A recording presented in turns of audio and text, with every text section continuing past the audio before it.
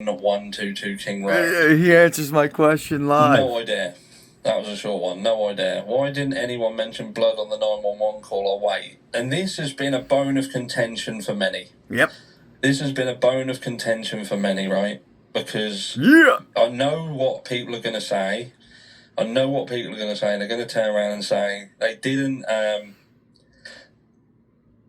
mention it because the girls didn't know what happened. That's what they're saying. The girls, bullshit. Dylan Mortensen and Bethany Funk, they didn't know. This is the claim. They're going to say, how do you not know? It's like the bloodiest scene.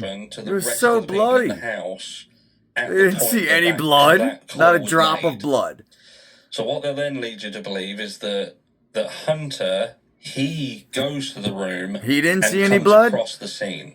During the call. This is happening during the call, right? Yeah, but nobody started flipping out. All he said was, get out. He's obviously seen it, and he's made a conscious decision. I'm going to protect the girls from what I've seen and relay a kind of a walk. And then he got on the phone. And then he gets on the phone and says, hello? Hello? Like, hello? Like, no. And I think to myself, you would be freaking out. I can't 100% accept it. I can't say it's completely out of the realms of possibility, but there's a couple of issues that I have with the call, and that is, why did the call take place in the first place without knowing what was going on? Why didn't someone just go to one of the other rooms? Yep. Why didn't the not you? What's going on? You. If they had to go into Dylan's room, who's there? Why wouldn't they have gone upstairs? That's what I would do. My dog's barking. See, that's what I'd be doing. Why was there a call that seemingly meant that the girls in the house, the surviving roommates, they didn't know what happened? And then you find out. And then Hunter, say you want to turn around and say, all right then, so he's shielding them, which I get it, because I think to myself, if I was in that situation, how would I react to it? So I would turn around, I'd look in the door, I'd think, fuck, and I would immediately say, everybody out, everybody get out the fucking house, get out of the house, give me the phone, I'll be on the phone. Yep. And I'll be walking up one side and I'll be saying, look, this is what's happening here. Yep. You need to get police here, you need to get ambulances here. Thank you. Thank you. Gone in there and it's a bloody... everyone in the house. Yep. Do you know what I mean? And that's what's happened. No one's done that. No one has passed out. No one's unconscious. They're dead. But what does he do? He at one point actually turns around and says, hello? He can't speak to him. They need to speak you to here. him. You need to talk to him. They here. They need to talk to you. They don't want to talk to me. To the point where... Because they're kids. They don't realize they're dumb and they're caught. I can't work the call out.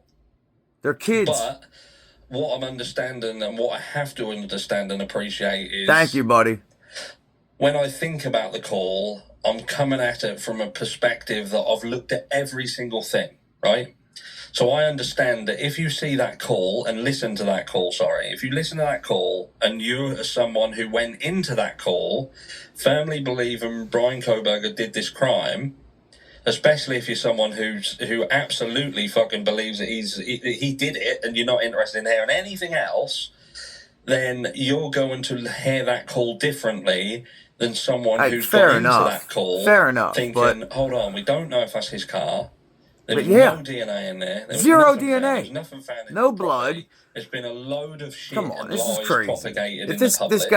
This guy's getting framed. Around and we've also said that there's not the phone data. Even the phone data doesn't put him there. In fact, they've put him away from it. The DNA is sketchy as fuck. And we also now know that there was other DNA at the scene of the crime. The Moscow Police Department allude to the fact that had the FBI hadn't have got involved and given Brian Koberger's name, the likelihood is they would have started looking into that. Because there's a piece of I think I've got it on my phone, which I can't show you, but I'm going to do a video tomorrow and show you on screen, where they basically say they put it to one side. They haven't looked into the DNA and ruled it out. They're looking at the DNA. FBI comes along and says, "Nah, look at this. This is what you need to look at." So they put it to one side, and literally, I think it's Payne literally says, we put it to one side, and we thought if we have to go back to it later, we'll go back to it.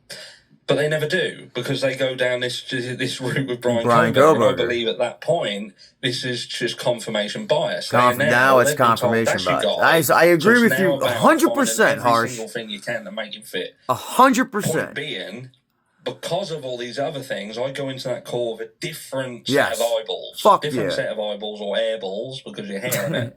So I listen to it differently. So I Fuck appreciate that I'm coming from it from a different perspective. And not one The that's right 100% perspective, bro. The trustworthy of common everything sense I'm hearing. perspective. And when I listen to it, I just think, when I've also seen text messages that are Yeah. written between two people, and they're talking Thought about out. what they've seen and what they've heard, but then Sent. they've done fuck all about it Nothing. for 8 hours. Oh And then my in the God. call itself, they're basically turning around and trying to say the story again. Oh, well, I Saying just the want to let story you know there again. was a Again, man I here. can't get over it. The fuck are you talking Dog about? Soul, Then why didn't you question. call We if there's all a say man Brian in is your innocent house? until proven guilty, yet everyone is so quick to say the 911 call is a performance of a lifetime. Why do they not get grace? Because they're not convicted of it. They're not. Well, They're not. you're blanketing that, They're not though, aren't you? fucking. You're blanketing that on. It's like not everybody believes it's a performance of a lifetime. There will be people who do, and it's the same with Brian Koberger. I could turn around and throw that question back and say, Brian is innocent until proven guilty. So why is